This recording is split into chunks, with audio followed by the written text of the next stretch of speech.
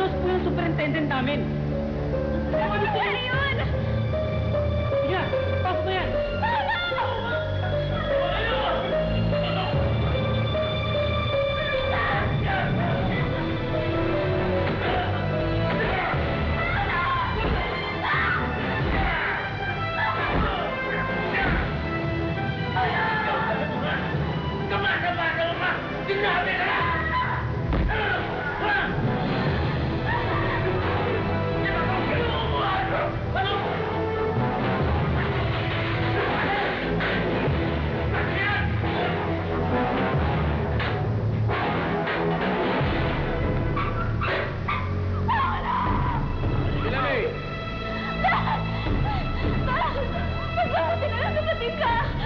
Natulungan mo yung kaibigan ko! Sinasaktan sa mga pulis!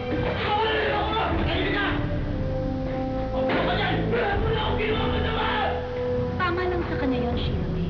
After what he did to you. Pero wala siyang ginagawang masama! Kinidnap ka niya!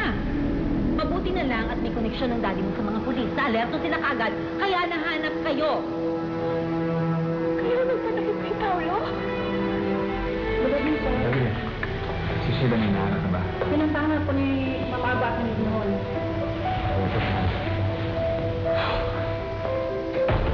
So, Cassandra. Eto, dito. Dito ka na muna titira pansamantala habang wala ka muna matutuluyan. Ayos ba yan? Kaya sandali. Evelyn! Handa mo naman yung guest room natin. Tapos palitan mo na rin yung mga bed sheets siguro pati yung unan. Opo, siya. Aircon, buksan mo na rin, tsaka lagyan mo ng air freshener. Pero sandali lang. Saan ka pupunta? Huwag mo ko iiwanan, ha? Hindi mo tayo iniiwanan, ah. Ayoko nawawala ka sa paningin ko. Bakit? Ayoko dahil natatakot ako. Mamaya maghiwalay ulit tayo. Ayoko na mangyari yun.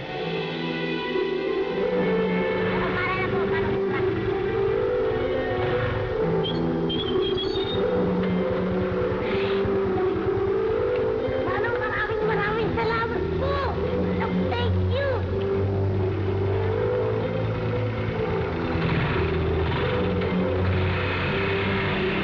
Love you! Tawakas, Buboy. Nakarating na rin tayo dito. Alam mo bang ang tagal-tagal kitang hinahanap? Saan ako naghahanap sa'yo? Ang tagal ko nag-antay. Saan ka ba talaga galing? Nagmula ako sa malayong lugar.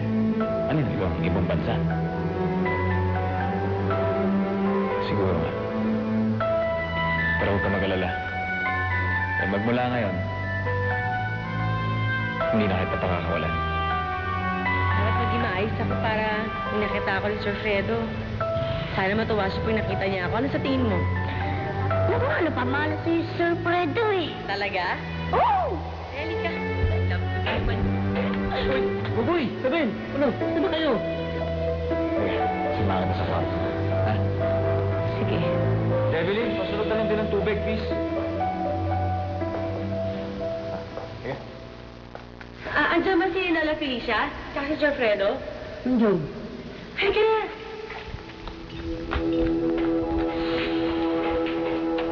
Si Nala Felicia! Halika na! Talagang ayaw mong tumabi, Rebus? Isa bang pagkakamali? Napakalupit ninyo! Malupet, ha? Ngayon, matitikman mo ang aking kalupitan.